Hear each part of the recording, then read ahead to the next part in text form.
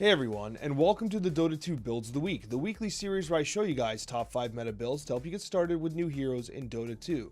As always, a link to my Twitch is down in the description below, as is a link to every single build I'm discussing today. Moreover, if you'd like to support the channel, be sure to hit the like button because that's apparently all that YouTube cares about. And I never say this, but if you have suggestions for heroes you want to see in future iterations of these guides, let me know in the comments. Let me know what you think. What do you think's hot? What do you think's working, right? Let me know. With that being said, we're getting started with Sniper Position 1. Now, I know you think I'm memeing. I know you're already in the comments like, Alex, what the hell, Sniper Position 1?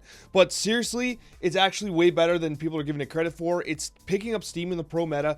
Pros are like, over the last week or two, have really started to been playing Sniper Position 1.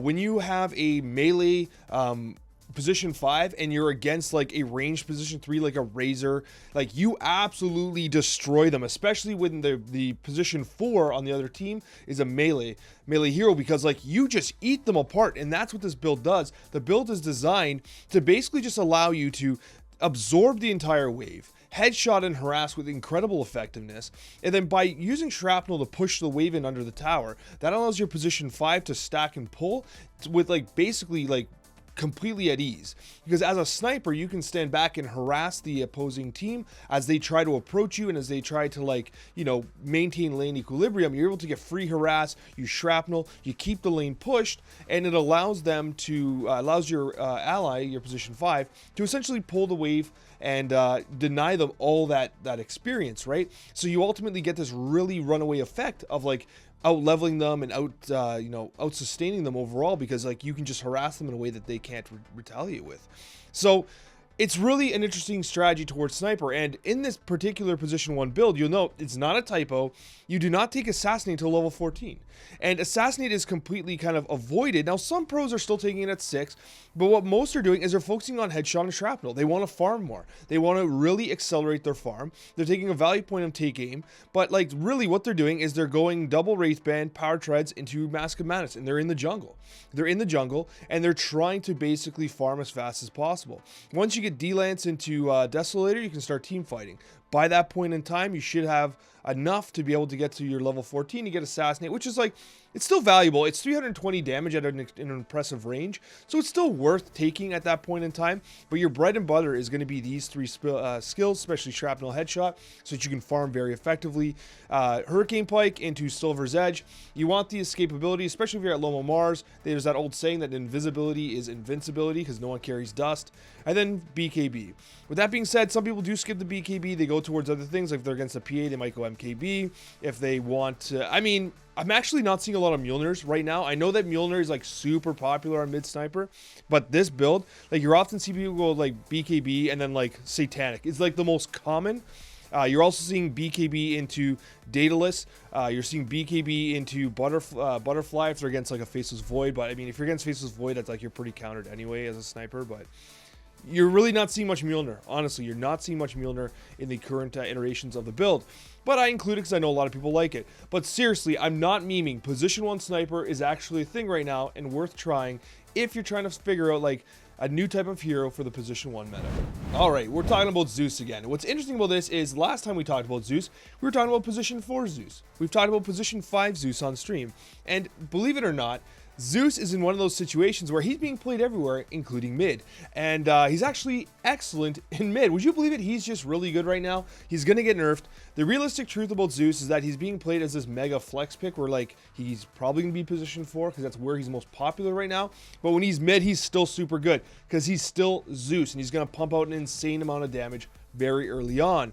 And so you're still seeing some pros leaning more towards the support Zeus, but in the pro pub meta or the high MOR pub meta, you're seeing him being flexed as a mid very commonly, and it's not a build we've talked about lately, so let's actually bring you up to speed with how it's being played.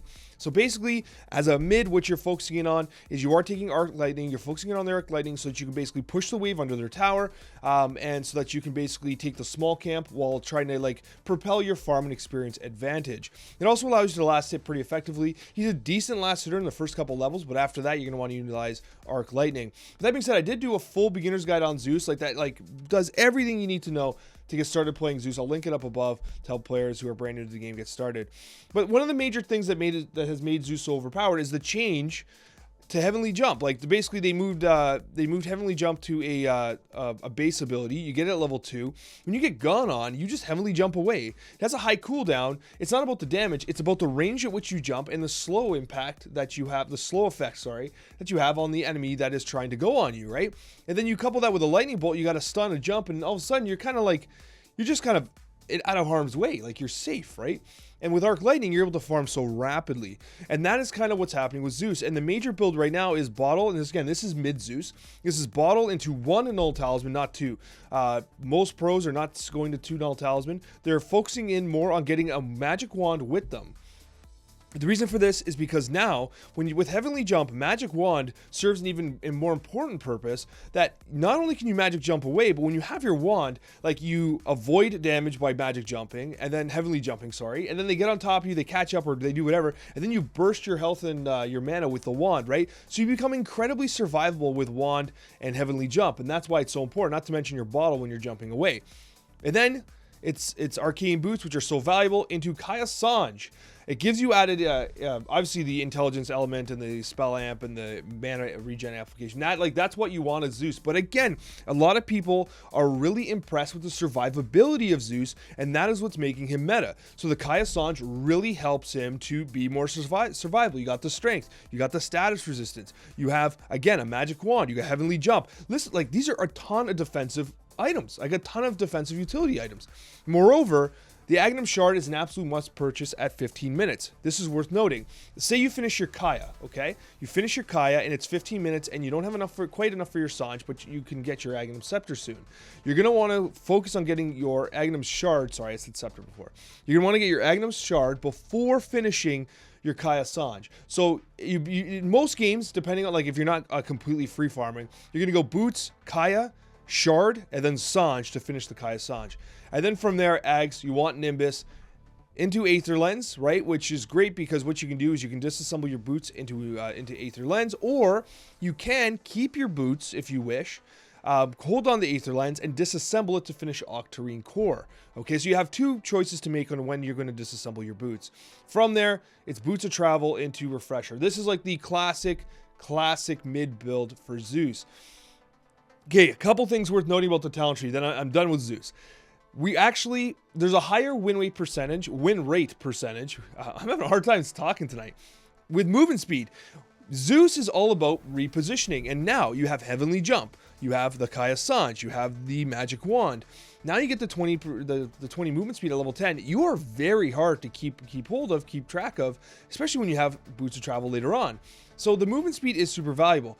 Mana regen, a lot of people like to take, a lot of pros take because their games are much shorter, but in our games, and mid and low MMR, you end up in a situation where the Kaya, the Aether Lens, the Ags, like all this mana stuff, like you really don't have any problems with mana unless you have really long sustained fights, and then that's why you take the health at 15. Like literally, you are way tankier than people expect. You are harder to kill as a Zeus than most heroes. Like you're almost like a void spirit. Like that's how elusive you become with Heavenly Jump, with a wand, with the health, with the movement speed of the boots and the talent. Like you become so incredibly mobile and surprisingly tanky for someone who puts out as much damage as you do. All right, every once in a while, I like to throw a curveball at you guys because listen, I know that the channel is primarily new players and people trying to like learn new stuff about Dota, and that's what I love about the game. There's always something to learn. I'm learning every time I play the game, and it's wonderful. And I really encourage you guys to learn Visage. Visage, whatever. It's like I hear it all the time, different pronunciations. But regardless, Visage is a very interesting hero because he is low-key probably one of the best heroes in the game right now. In the pro meta, he's hovering around 60% win rate, which is like asinine. He also has like a high 50% win rate in all MMRs, except for the really low ones where people just pick him and then feed. But anyways, Visage is in a really interesting spot right now, and if there's any time to learn this hero, okay, which is like always been underpicked. He's like one of the least played heroes in all of Dota. If you're gonna learn him, now's the time. And this is how you build them. So basically the way this works, now Visage is quite complex. So I want to actually talk about like the core fundamental understanding of how he's generally played, because you're going to have to like get behind the wheels of Visage and like practice him in order to actually get like, you're going to feed your first few games. A couple things you need to know right off the bat. First of all, Alex, why do you have Tango Salve? because the way you counter Visage is by running at him. He's kind of like Viper, except even worse at kind of dealing with the like being contested very early on. You don't have Gravekeeper's Cloak until level 3. It is an incredible defensive ability, but you have to take the other abilities first, or else you really can't contest the lane at all. He's not good at last hitting. He has no built-in stout shield. So if he gets just run at, like, you just die. Like, if it's like, so he's one of those heroes that has to have the sustain in the lane, and that's why you have the added regeneration and as much stats as you can. With that being said, you're taking a value point in Soul Assumption. It's an amazing nuke, especially when you have that 3 max charges. It has a consistent kind of mana requirement. So the reason why you don't really scale it is because it doesn't scale as well as Grave Chill, which basically just reduces cooldown, same mana, but you drain and allow you to kind of like trade better with the movement speed and attack speed drain when you're actually trading with Grave Chill. So that's super important as well. Also, Grave Chill benefits your familiars. So anyways, the key build is Null Talisman into Ring of Basilius. Ring of Basilius does build into Vladimir's Offering. That's why it's utilized early on. Visage has incredible mana difficulty, so it's very important you utilize raindrops, clarities, and magic wands whenever possible. They are especially clarities. Like, you're going to be carrying like 2 clarities at any given time. Raindrops are super valuable as well. From there, Tranquil Boots, because you need that added sustain. Vlad's Wraith Pact, okay? Obviously an incredible item. But the key thing about Visage that is important to understand is that all these things are trying to not only activate your team, and this is why he's so strong right now. You're not only activating your team with Wraith Pact and Vlad's, you're also activating your familiars and yourself. So the familiars benefit from Wraith Pact. They benefit from Drums of Endurance. They benefit from AC. They benefit from Boots of Bongo. And so what you end up getting is the familiars are getting stronger and stronger and stronger. And that's why you have these talents, right? You're taking the Grave Chill cooldown because you want your familiars to be attacking faster. If you get the Ags, right, you can actually go invisible, get on top of guys, and do burst amounts of damage with your familiars, utilizing Grave Chill, Soul Assumption, and all your tools to basically blow guys up to pieces, essentially. You know, the Shard allows you to be incredibly survivable. It's one of those things where Visage, once you start to learn how to pilot him, he becomes incredibly oppressive because he's in a position right now where he just benefits from every item that's really meta right now, okay? He, like, Wraith Pact and Vlad's, really meta right now. He benefits from it, so does Familiars. Okay, Drums, meta right now. His Familiars love it. AC is meta right now because of all the unit type heroes that are being played. So you're in this position where all the popular items just work wonders on one specific hero, Visage. So that's why he's kind of being utilized. But with that being said, he is extremely challenging, so you're going to have to practice him, do it in unranked, don't feed your MMR away. Unless you're at 10, then, you know, why the hell not? But at the end of the day, Visage is really making a comeback right now. He is one of the highest win rate MMR heroes in the entire game. That sentence made no sense, but we're moving on to position number 4. Position 4 is in a really interesting spot right now. There's a lot of meta viable heroes, and although it's only been about a month and a bit since we last spoke about Marci, the realistic truth is she has been a dominating force in both the pro scene and at high MMR pubs because she's just so amazingly good right now. And it's crazy because at low MMRs, you just don't see her as often. Like, her pick rate is not nearly as high. And I think it's because she has some complexity to the manner by which she's played, and her laning stage is a little tricky. So what we're going to do is we're going to talk about the most up-to-date build for Marci right now to help give you an idea of how she's being played from position 4 and even 5 to that extent as well, but she's most popularly being played at 4. So basically what you're doing is you're taking Dispose early on, not only for the stun and the impact damage, but for the fact that it displaces enemies in very effective ways. You're taking 2 points in a rebound because you want that mobility. Do not underestimate your ability to rebound off an ally for the bonus movement speed. A lot of players will forget that when their ally is getting gone on, they can rebound off their ally to help them escape the clutches of the enemy, so to speak. With that being said, it's very important to understand what you're actually building on a Marci. You're taking Double Tango, Fairy Fire, Magic Stick. That's a lot of regen. That's a hell of a lot of regen. It is. But you need it because you're a position 4 melee hero. If you're going to have any impact, you got to be up front. You got to get personal. You got to get into the face of the enemy. If they have a Drow Ranger, for instance, who's going to be able to Q you non-stop without actually pulling aggro, you're going to lose a ton of HP. But then again, are you kind of doing your job because your offlane Visage is not getting gone on? then I guess you are. But you need regen. If you don't have regen as a Marci, if you don't have these things, then you're going to be useless. You're going to just stand and watch the lane because you can't actually contest it all. Because you're going to take so much damage, but you're also a huge threat when you dispose, right? Throw the enemy into your wave. When as soon as they try and retaliate or trade with you, your entire creep wave gets on top of them, right? So it's really valuable in that sense. With that being said, the key build right now is Arcane Boots, Magic Wand, which is absolutely necessary and required on Marci. If you don't have a Magic Wand on a Marci, you want to be 10 MMR, basically, because she's in the middle of every single fight. And that is what the new build's got. Like, so basically the prior build focused on boots and Aether Lens. But now almost all the pros are actually going Blink Dagger before anything else. They have their Arcane Boots, they got their Magic Wand, and they're rushing Blink Dagger. Why? Because they want to blink dispose. They want to be an initiator. They want to be somebody that is causing problems in the fight. They want to blink in, dispose, they can rebound out, they can maneuver, but they need that Blink Dagger ASAP. And then they go Aether Lens. Okay, then they go Aether Lens, and the Aether Lens, the timing is improved by disassembling the Arcane Boots, and then you go Tranquils into BKB. This allows you to be in the middle of the fight. You're not getting controlled. You're not getting stunned. You're a huge nuisance, right? You're also unleashing. You're doing a ton of damage. You're doing you have stuns. You have dispose is a good displacement. You are a huge issue for the enemy team. Realistically, games should end by this point in time. But if you have extension items, you don't get the BKB, for instance. Good extension items include Boots of Bongo, but Boots of Bearing. Vessels often very useful. And honestly, Wraith Pact, if your 3's not building it, your 5's not building it, you can build a Wraith Pact. It's extremely valuable. The only disadvantage with someone like Marci is even with the Wraith Pact, she tends to die very quickly, especially as a position 4 or 5 because she initiates the fights. So the Wraith Pact, you lose that Vlad's aura impact, but the Wraith Pact, the actual the totem remains. So that's kind of one of the benefits. You lose the Vlad's aura, but you maintain the Wraith Pact little floating demon head thing that does its thing, right? So that's pretty cool. It's like, hey, I'm dead, but I get to control this Wraith Pact thing, which is pretty cool. So that's why it's really valuable, but also kind of awkward because you don't have that sustained existence like a traditional position 3 like an Axe or someone would, but he's not building Vlad's anyway. So what the hell am I talking about? Anyways. So that's position 4 Marci, and these are the talents all focused on like survivability and dispose. At level 15, you are seeing a lot of people going the rebound distance, so that's not completely crazy. But because you're support, you're not going movement speed. You're taking the sidekick spell talents so that you can kind of really help amplify your carries at the end of the game as well.